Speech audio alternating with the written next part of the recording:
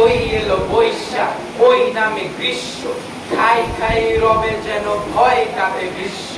চোখে যেন দেখি তার ধুলিময় অঙ্গ, বিকট কুটিল চটে ভুকুটির গঙ্গ।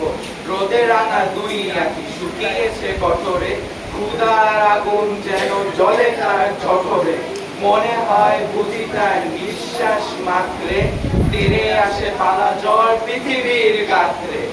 ভয় লাগে হয় বুঝি ত্রিভুবন বর্ষ, ওরে ভাই ভয় নাই পাকে ফল শস্য।